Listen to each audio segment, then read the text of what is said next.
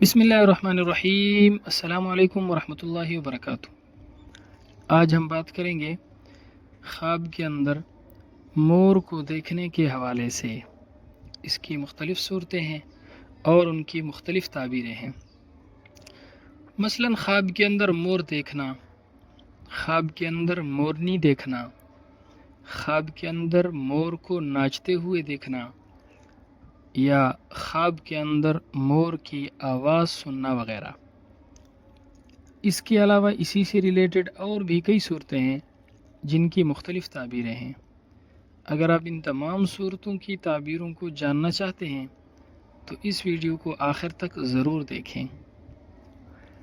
اگر کوئی شخص خواب کے اندر مور دیکھتا ہے، اس کی تعبیر یہ ہے: خواب دیکھنے والا شخص اس کو کسی بادشاہ یا کسی بڑے آدمی سے مال و دولت ملے گی۔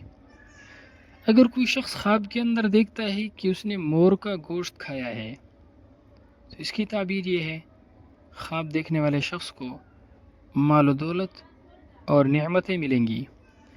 اگر کوئی شخص خواب کے اندر مور کی آواز سنتا ہے تو اس کی تعبیر کسی پردیسی مسافر کی خبر ملنے، خبر سننے کی علامت ہے۔ اگر کوئی شخص خواب کے اندر مورنی کو دیکھتا ہے، مادہ مورنی، تو یہ خوبصورت اور مالدار عورت ملنے کی بشارت اور خوشخبری ہے۔ یا خواب دیکھنے والے شخص کو مال بھی ملے گا اور عورت بھی ملے گی، یا خواب دیکھنے والے شخص کو کوئی خوبصورت اور مالدار عورت ملے گی۔